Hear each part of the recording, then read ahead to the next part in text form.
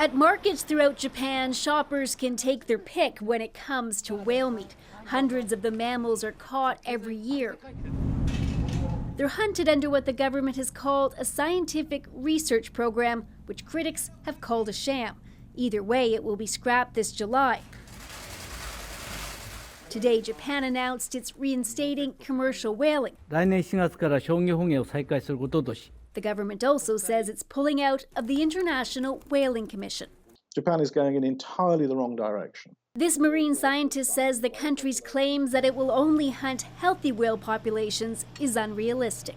One of the species that it's likely to be interested in is the minke whale. So the minke whale is not just one species, it's several species, and they can't distinguish between the different stocks, the different populations out at sea. Japan has said it will only hunt in its territorial waters and economic zone around the country, which means it will stop whaling around Antarctica. And environmentalists say that's a win.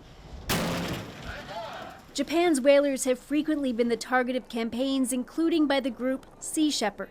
It means that we won't have to go down and defend the Southern Ocean Whale Sanctuary anymore, and we can concentrate on their coastal whaling operations, just like we have been doing with Norway and Iceland. Those two countries also have commercial whaling industries. Japan has argued that whale meat is part of the local culture. While it was a staple of the Japanese diet after World War II, today it reportedly makes up just 0.1% of meat consumption in the country. There are many other things to eat, the shopper says, so we don't necessarily have to eat whale meat if we don't want to.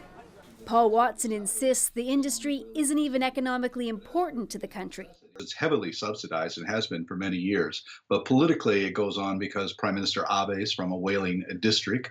The Yakuza, they control the unions that supply the sailors for the boats, and they're very powerful.